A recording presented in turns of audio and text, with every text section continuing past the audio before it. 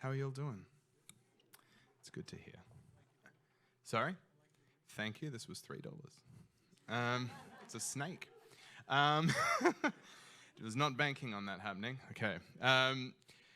You can tell from my voice I'm from somewhere else. So when I decided to move to America after I finished drama school, something happened. I come from Australia, and there's a thing we do. It's called tall poppy syndrome. There's a Wikipedia article, you can look it up. But basically, if someone decides they want to do anything or try to achieve anything, the protocol there is to find them and tell them why you think it's a shit idea and it won't work out. So when I decided to move to New York, there was a line out my door of people just being like, you know that's stupid, right? You have no idea. But you know what? I was so determined. I was like, fuck it. And it all came to a head because I was sitting on a plane that was about to land. The person over the speaker was like, we are now pulling into LAX. Thank you, everybody. And I'm like, oh my God, I'm about to land in Los Angeles. I fucking did it. I don't have a visa or anything, but I'm sure it'll be fine.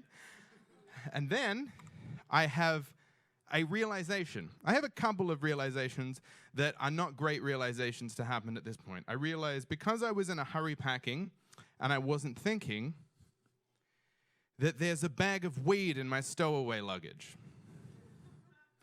Yeah, I promise also I'm not a degenerate. And I also realized, and I can't believe I have to say this, that I had 2 tabs of acid in my back pocket. These were all just bad coincidences. I'm not drug trafficking 2 tabs of acid into America. But I'm freaking out. Because now I'm like, I am on a one-way plane ride towards LAX. I'm facing customs people. I know what they're looking for. I've got it in my bag. I am freaking out. Also, I've never dealt with American customs. It's very different to Australian. Over there, we don't give a shit. The guy at the TSA thing is like, hello, mate, get on there. You got a bomb? Just kidding. See it. Like, we don't take it seriously.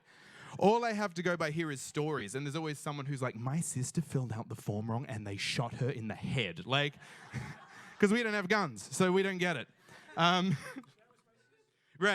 I'm very sorry for your loss, sir. So I land, but something fortunate has happened.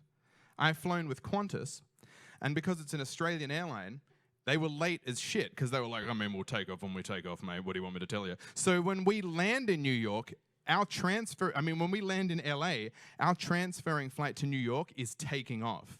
Like, they fucked the timing up that bad. So this sea of pissed off Australians is just going across LAX. All of us being like, I can't believe it. Can you believe it? This is unbelievable. Just going across LAX. So by the time we get to customs, they're like, go, just go.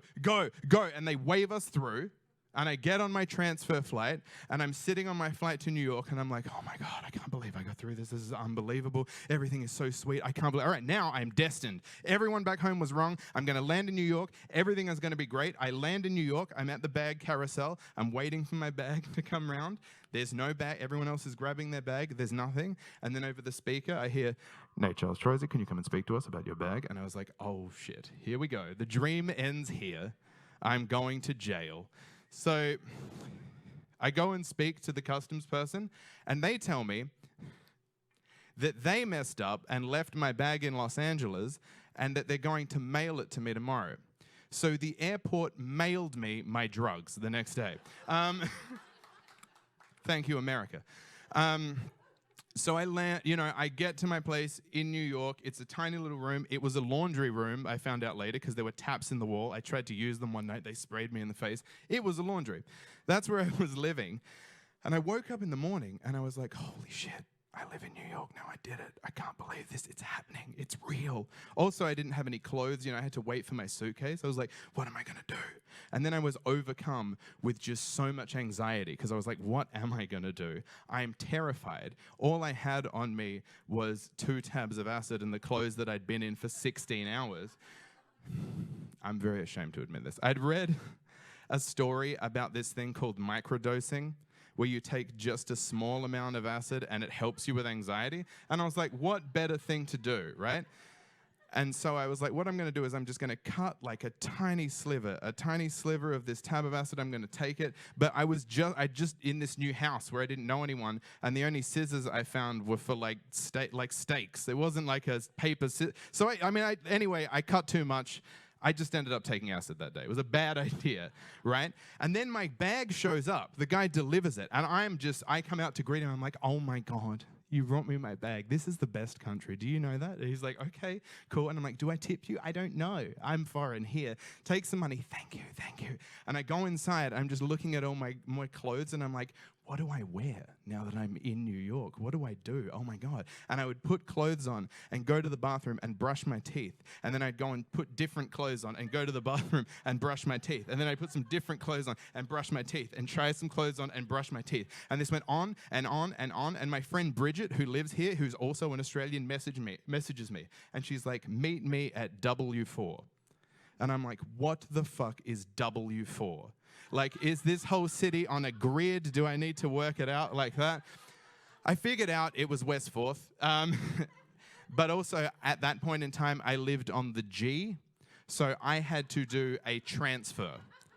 Can you, I mean, then the subway's hard. This is the first time I've ever ridden the subway. So I'm just like, oh my God, there's a maze. It's really confusing. But I step out into the day, and I'm like, I'm going to feel good. I put on some Bobby Womack. I'm listening to it. I'm like, I get it now, Bobby, now that I live here, 100%. Totally understand what you're going on about. I get on the G, and I'm like, I don't know what everyone's... So this is not a rough city. Everyone's really cool. Everyone's like making space for me. It's really nice. I'm really enjoying Bobby. I'm like, yeah, Bobby, you get it. Yes, Bobby, yeah, 100%. You know, and I swear to God this happened. The G pulls up to Hoyt Schermerhorn, and I'm like, here comes the transfer. You can do this, mate. I believe in you. And the timing worked out that I swear to God, just as the G was rolling up, so did an A, and the doors opened, and I didn't even break my stride. I just walked across the platform and then stood on the A, and I was like, I did it. Safe transfer, killing it, back to Bobby Womack. I get to West 4th. I'm like, oh my God, I made it. I've arrived. I belong here. No problem. I go up the stairs. I meet my friend Bridget. I'm like, Bridget, I did it. I made it to W4. Isn't this great? And she says to me, your face is covered in toothpaste. Just covered. And I realize I just had toothpaste all over my face. And she also says, also, it's 95 degrees. Why are you wearing a leather jacket? So the reason people were making space for me is because I was sweating. I had toothpaste all over my mouth, and I was saying, yes, Bobby, and air drumming the whole ride over. She doesn't know I'm high, so she's trying to help. She's like showing me things around New York. She's like, hey, you know that all that stuff that you've only seen on television? Here it is in real life. And I'm like, this is too much. I can't deal with this. I'm going crazy. This is so much to deal with. I bump into a guy. He says to me, hey man, do you like hip hop? And I look him in the eyes and I say, I love hip hop. And he says, never mind, and walks away. So there's a little tip on how to get away from buying mixed CDs. Just be really into hip-hop. Finally, I managed to convince Bridget to leave me alone without telling her that I've made a huge mistake and I'm on drugs trying to enjoy a foreign city, which apparently is where I'm going to live for the rest of my life. I managed to get home, and I'm lying in bed that night just being like, oh my God, that was my first day in New York. But then I realized, I've embarrassed myself so thoroughly that it's only up from here. And I have spent the last 4 years embarrassing myself further wherever I can. So thank you very much for your time.